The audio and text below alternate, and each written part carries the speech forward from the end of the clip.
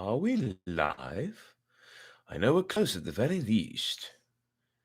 Might be one of those cases where it shows that it's still working on it, but really you are live. Some sort of bug got inside. Goodness gracious. Well, I know we're live on YouTube. And we are live on Facebook as well. I've got here a bottle of Apex Cellars Red Blend, the Catalyst Columbia Valley 2016. And yes, I've been looking forward to trying this one. I know it's only a red blend, but still, going to open it up in a fun way tonight. Now, naturally, we have to drink wine for Dracula, do we not? Red wine seems so appropriate, so I've got this here. No, I'm not injecting something unsavory into myself. I'm injecting CO2 into this bottle to eject the cork from the top. Well, at least I think it's CO2. Perhaps it's just air. I'm not quite sure. Regardless, a fun way of doing things. So here we are. Just right down into it. Yes. And here we go.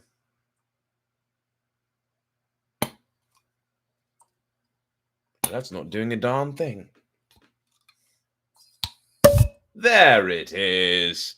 Guess I just didn't stick it in far enough. Oh my. I need to think about what I say before I say it. Nice. Now that does need to sit and rest for a moment. But in the meantime, we have the cork here. Smells a little vinegary, almost like it's going to be a rather tart one. Well, we'll see how it turns out. Regardless, I'm looking forward to it.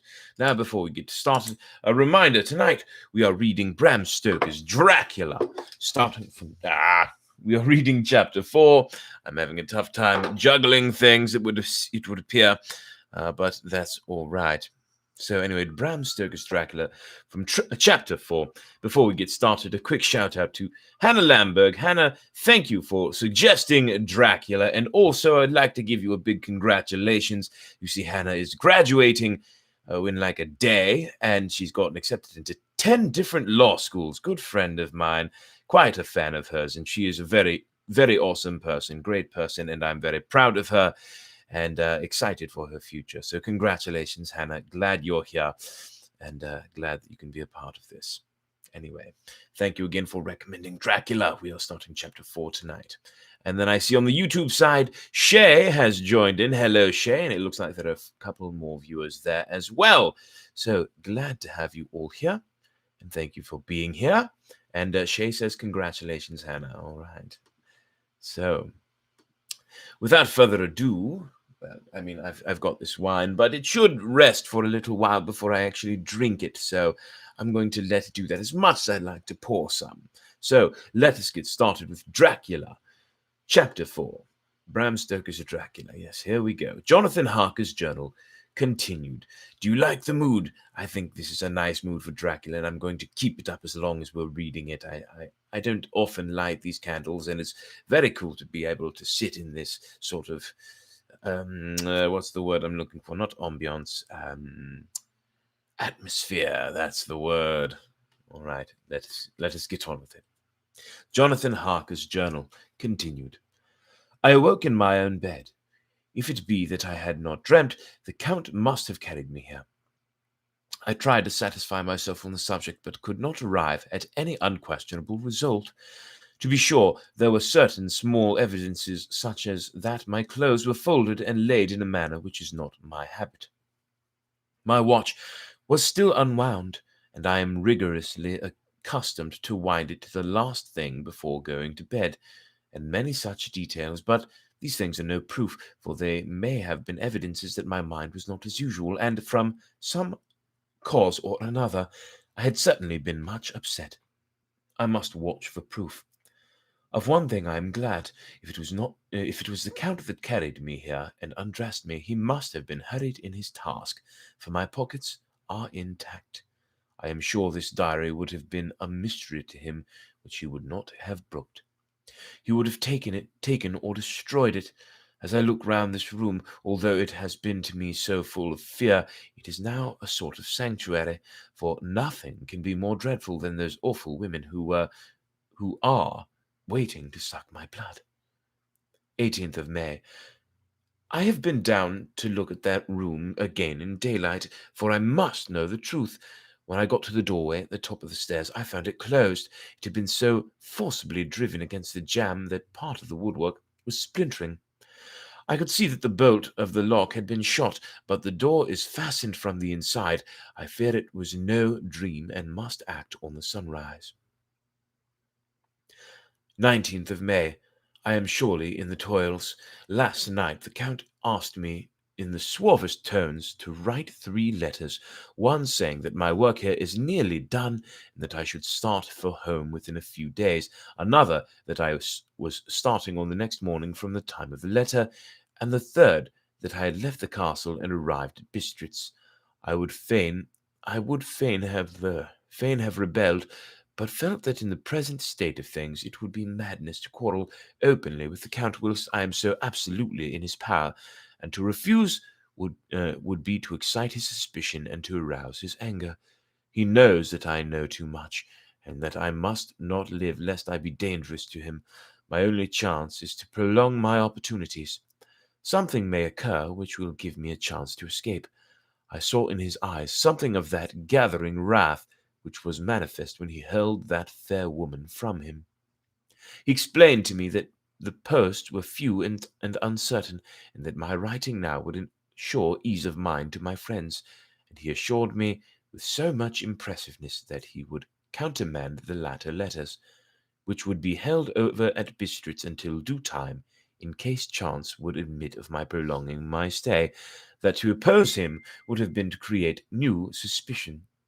I therefore pretended to fall in with his views, and asked him what dates I should put on the letters. He calculated a minute, and then said, the first should be June 12th, the second June 19th, and the third June 29th. I know now the span of my life. God help me. 28th of May. That means he has like 1 month to live, according to those calculations at least. Sucks to be you. Sorry, Jonathan Harker. Continuing on. 28th of May. There is a chance of escape, or at any rate of being able to send word home. A band of Zgani have come to the castle and are encamped in the courtyard. These Zgani are gypsies. I have notes of them in my book. They are peculiar to this part of the world, although allied to the ordinary gypsies all the world over. There are thousands of them in Hungary and Transylvania who are almost outside the law. They attach themselves as a rule to some great noble or boyar and call themselves by his name. They are fearless and without religion save superstition, and they talk only their own varieties of the Romany tongue. I shall write some letters home and try to get them to have them posted. I have already spoken them, though through my window, to begin acquaintanceship. They took their hats off and made obeisance and many signs, which, however, I could not understand any more than their spoken language. I have written the letters. Miner's is in shorthand, and I simply ask Mr. Hawkins to communicate with her. To her I have explained my situation, but without the horrors which I may only surmise. I would shock and frighten her to death were I to expose my heart to her. Should the letters not carry, then the Count shall not yet know my secret or the extent of my knowledge. I have given the letters. I threw them through the bars of my window with a gold piece, and made what signs I could to have them posted. The man who took them pressed them to his heart and bowed, and then put them in his cap. I could do no more. I stole back to the study and began to read. As the Count did not come in, I have written here. The Count has come.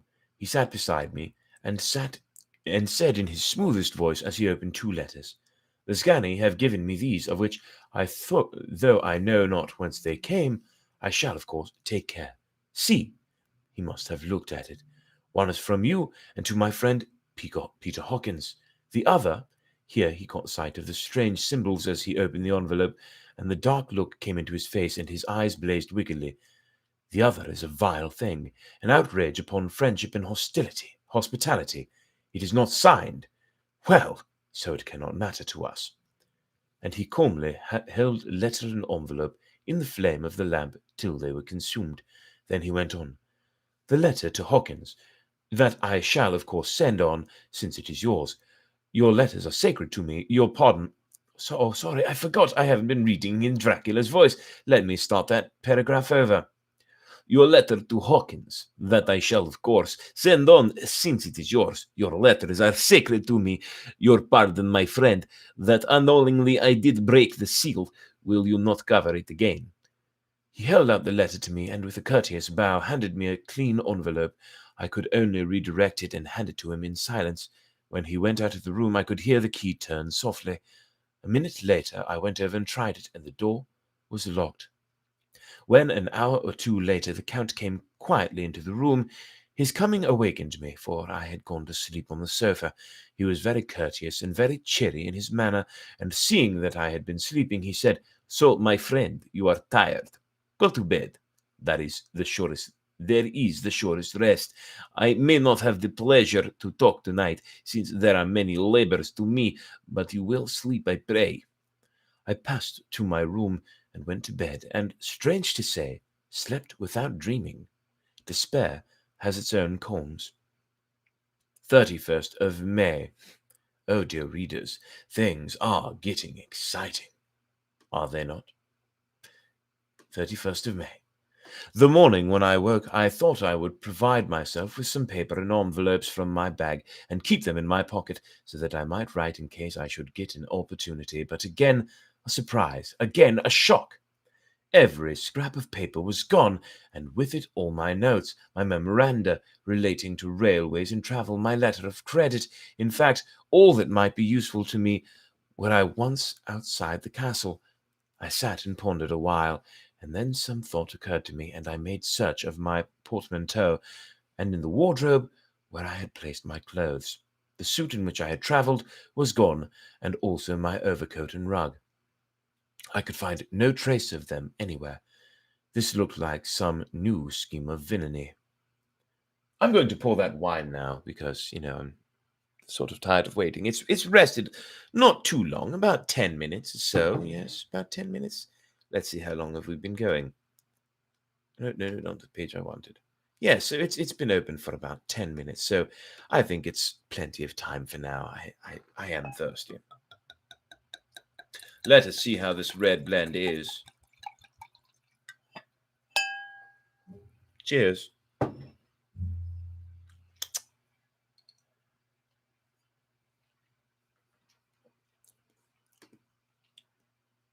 Not bad. Not great. Not bad.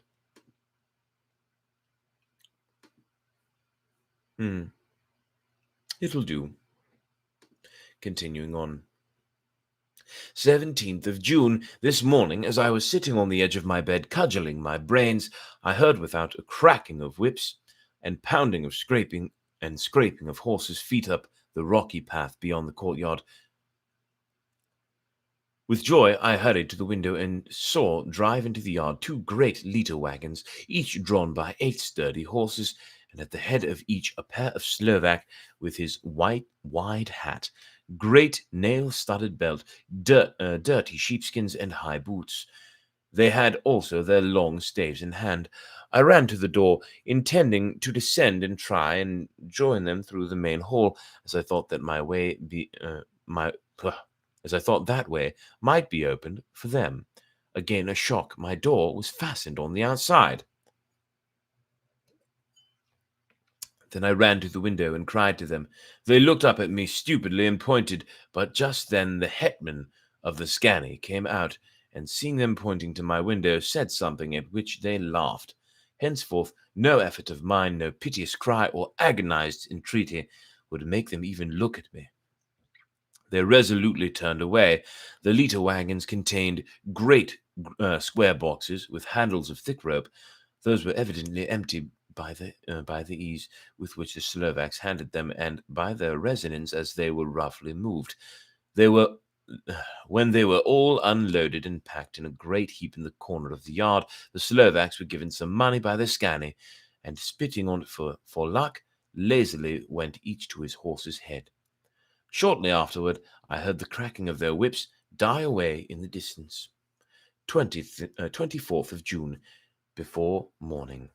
Oh, my dear listeners, it's getting close to Judgment Day.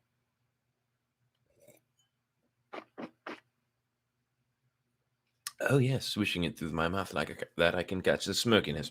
Wonderful. Late night, the Count.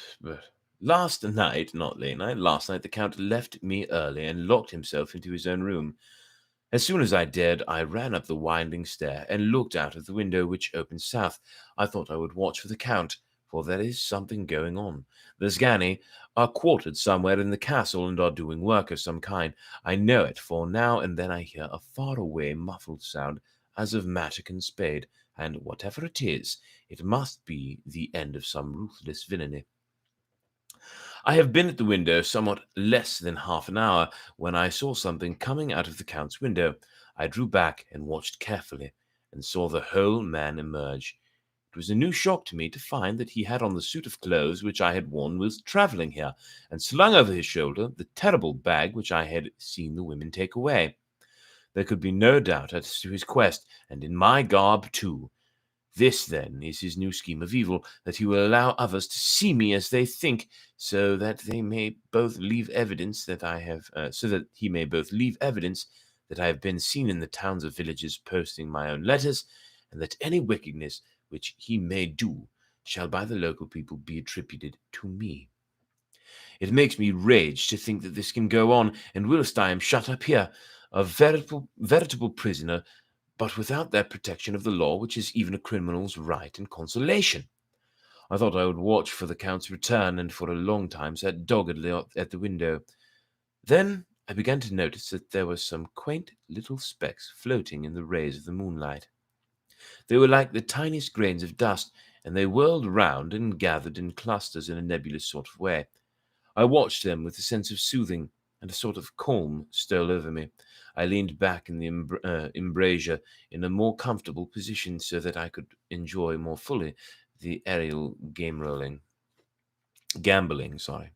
Something made me start up, a low, piteous howling of dogs somewhere far below in the valley, which was hidden from my sight.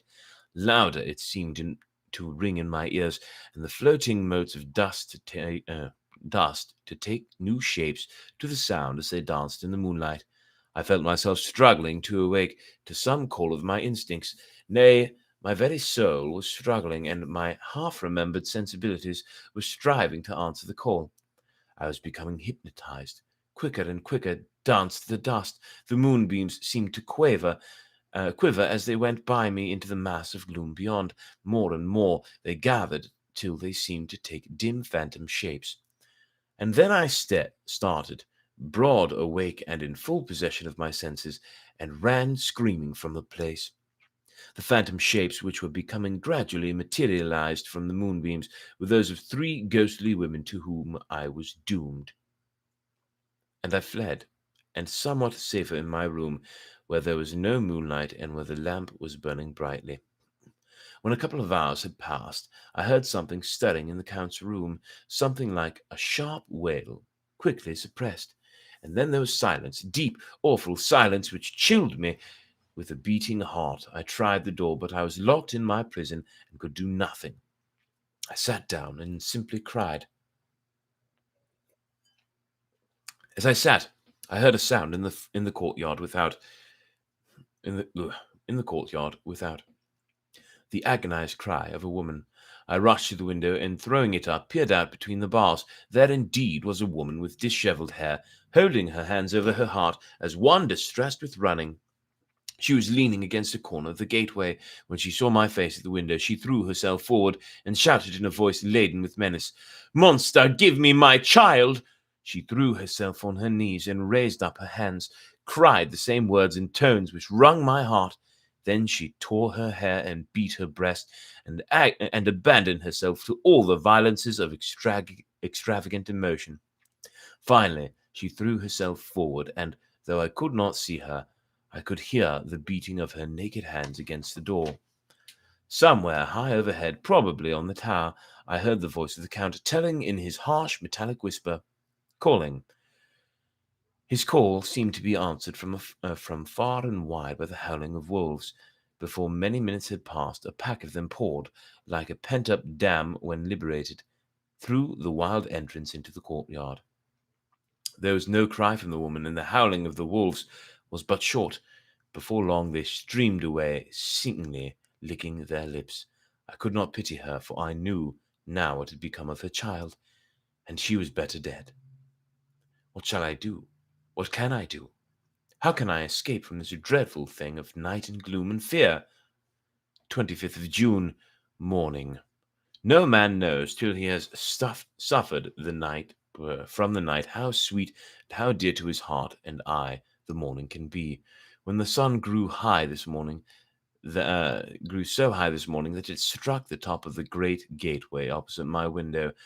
The high spot which it touched seemed to me as if the dove from the ark had lighted there.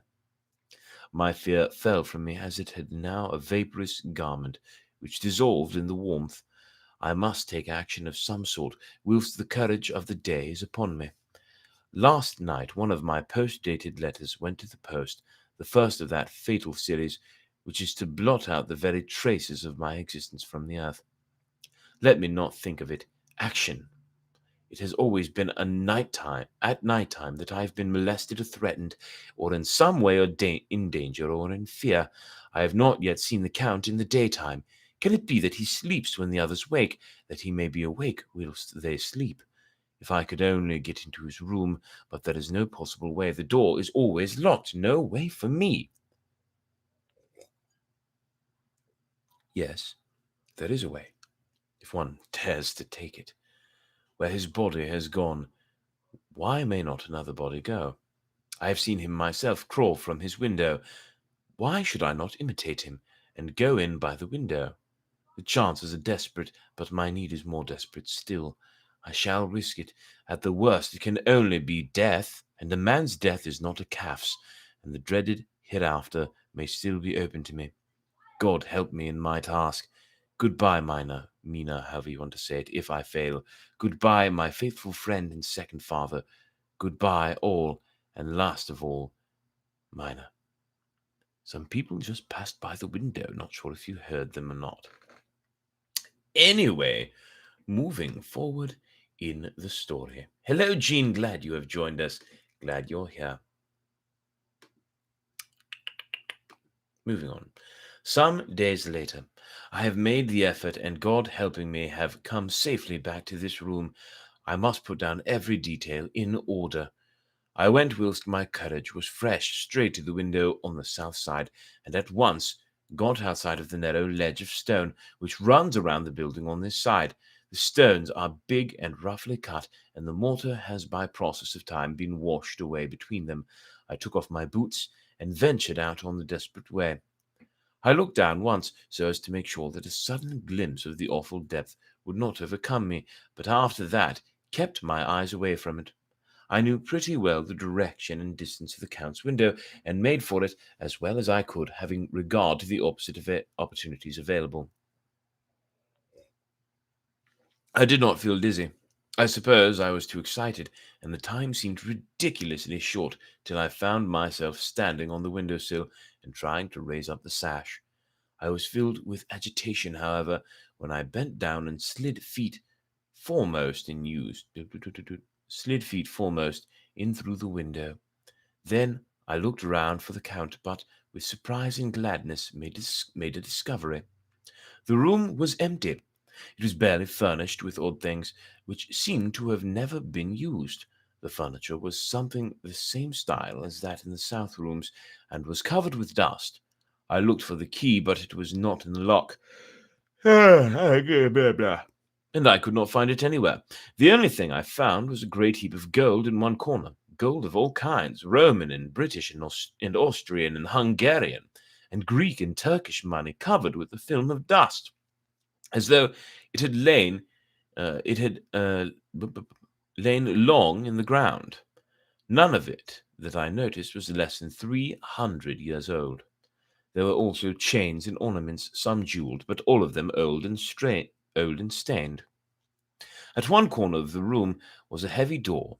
I tried it, for since I could not find the key of the room or the key of the outer door, which was the main object of my search, I must make further examinations, or all my efforts would be in vain.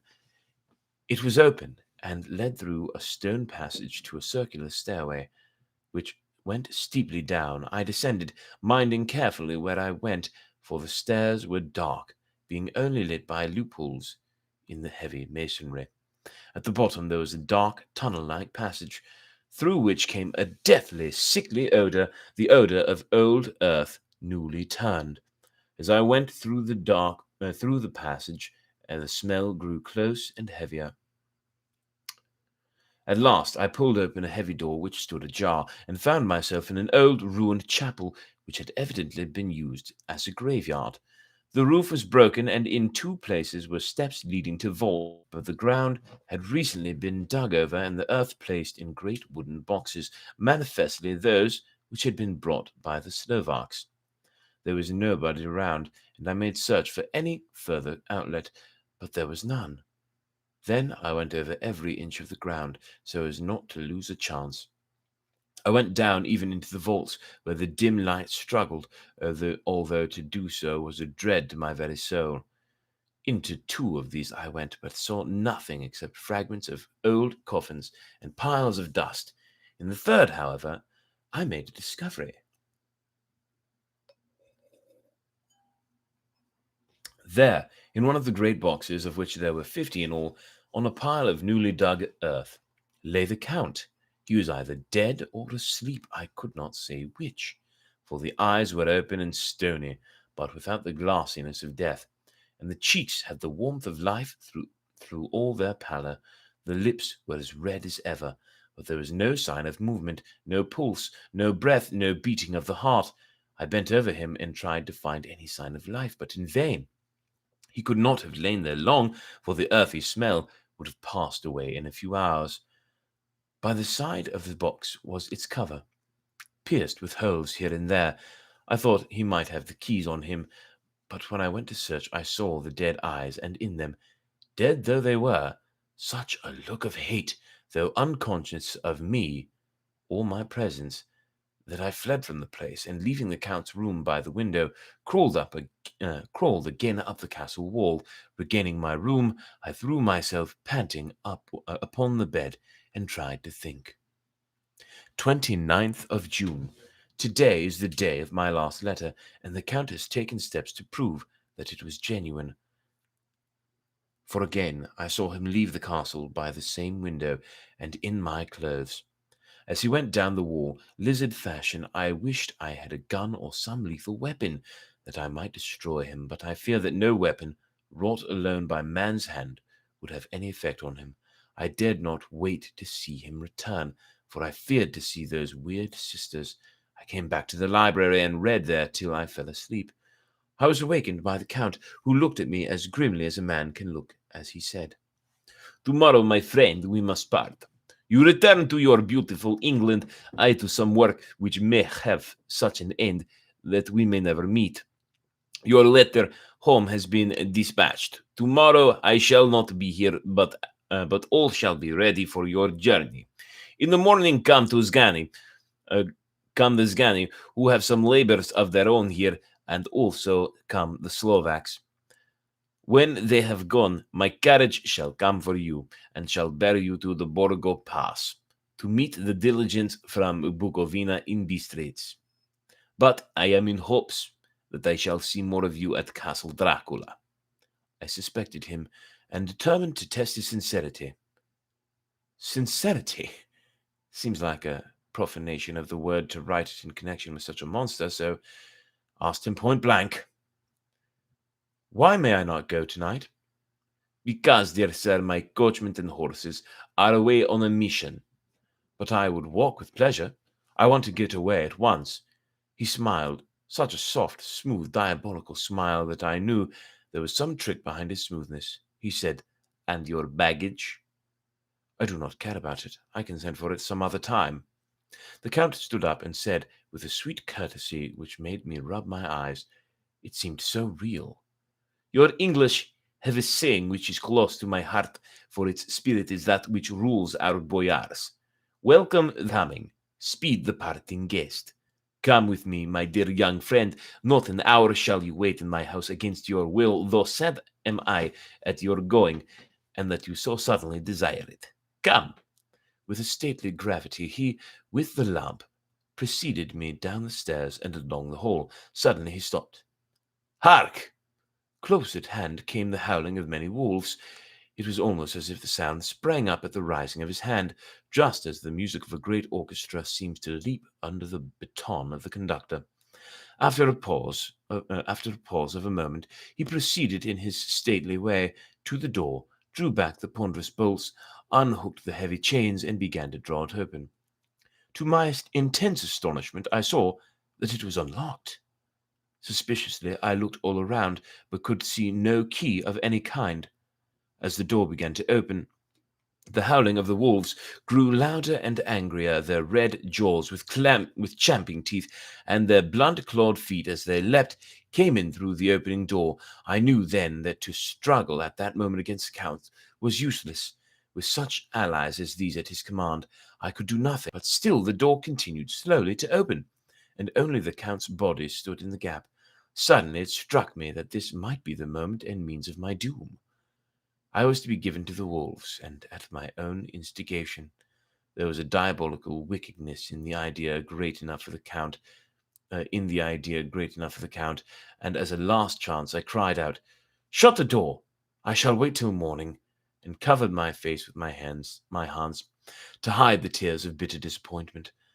With one sweep of his powerful arm, the Count threw the door shut, and the great bolts clanged and echoed through the hall as they shot back into their places.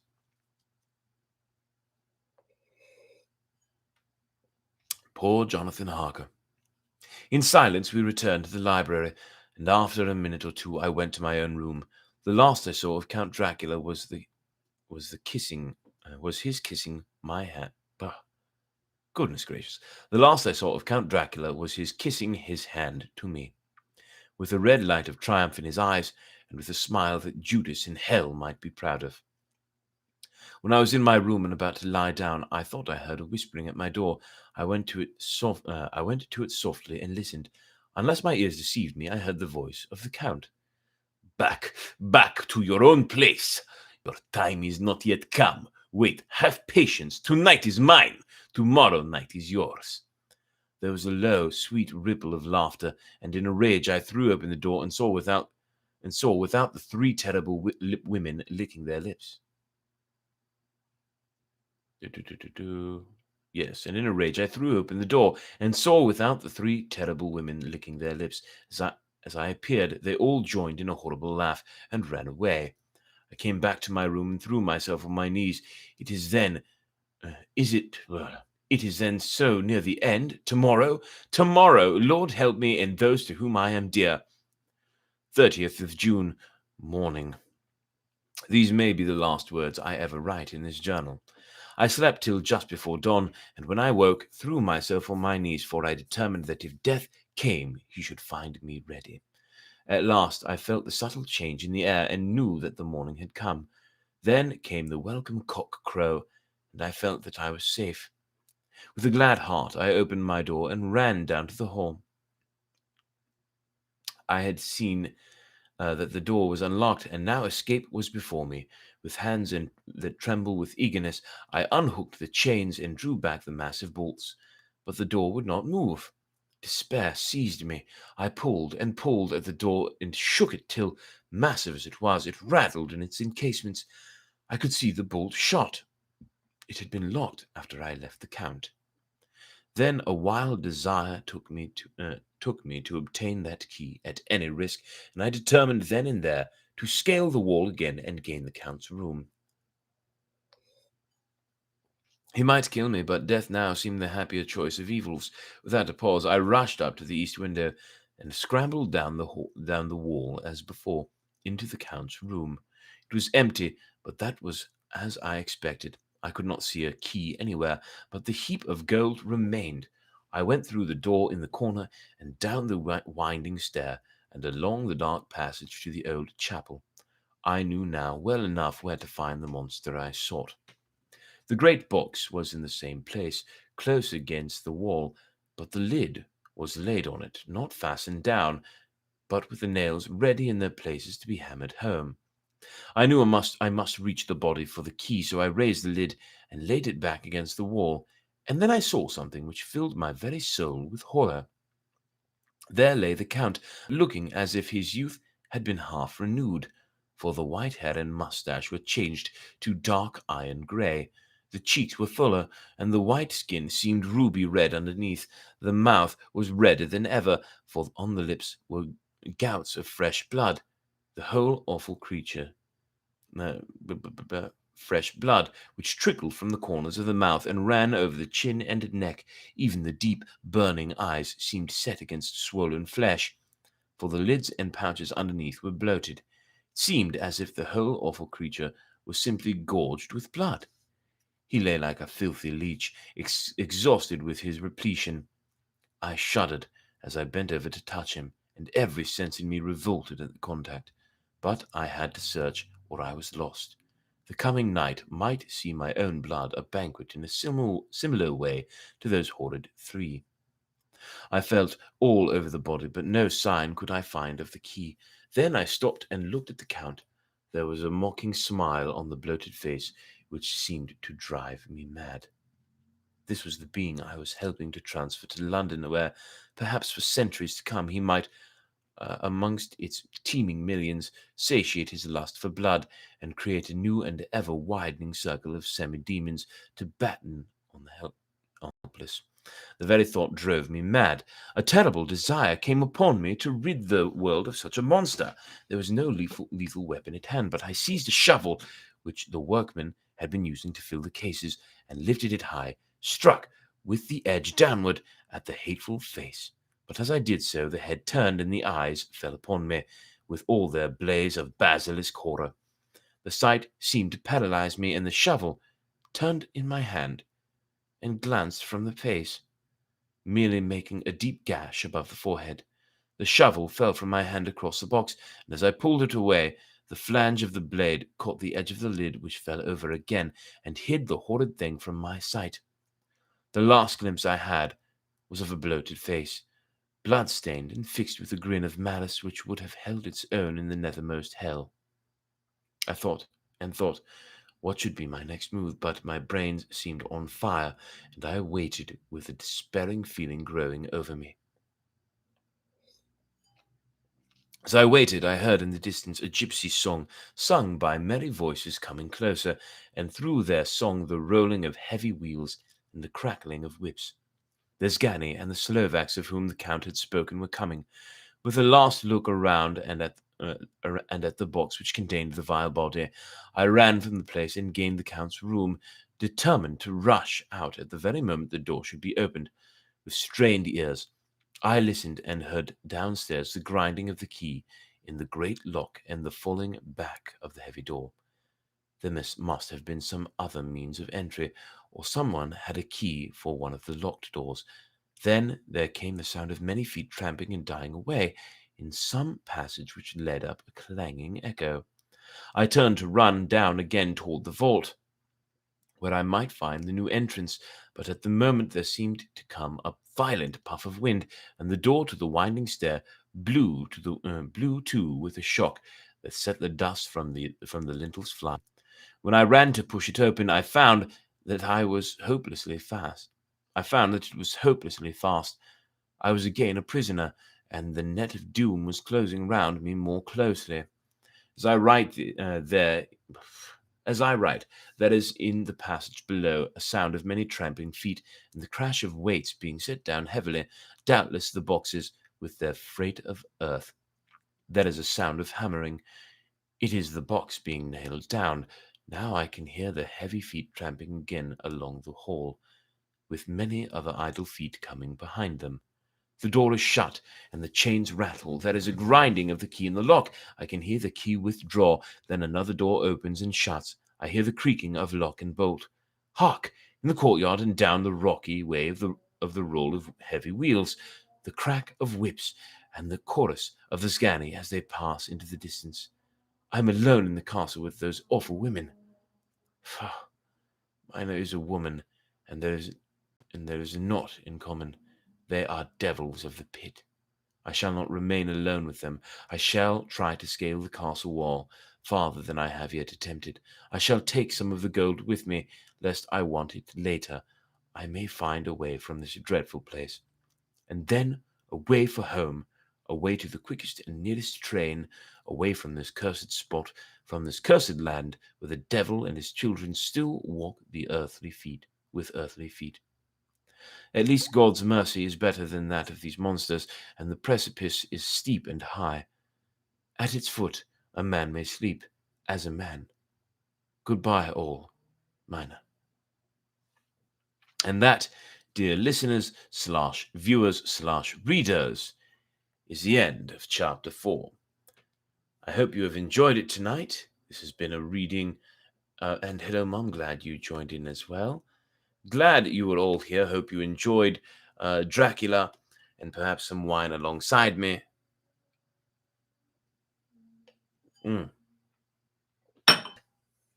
Set that down without breaking it. And I suppose I will see you next time, that probably being tomorrow. I may do one earlier in the day tomorrow than later. Earlier rather than later, but we will see. Some things I might do tomorrow, so if I get caught up, we'll see what happens. We'll figure it out. Anyway, I hope you all have a wonderful evening, and don't forget, if you have not, like and subscribe to my YouTube page. That's bpecorny1. It is actually linked in the Storytime Facebook page. You can find it there. But also, yes, like and subscribe on YouTube. Join the Facebook group Storytime, as led by myself. And don't forget to share these videos with your friends so they can join in the fun as well. And if you have any more story recommendations or requests, please post them in the group or leave them in a comment, however you want to do it. But don't forget to like and subscribe. Excuse me. Anyway, much love. I appreciate you all. Thank you for joining. And I will see you next time on Storytime, when we will be reading Russian fairy tales. Yes, we will. Until then, good night. I bid you adieu. You are welcome, Heather, and you are welcome, Shay. It is. It's getting very exciting, isn't it? All right. Till next time, you guys.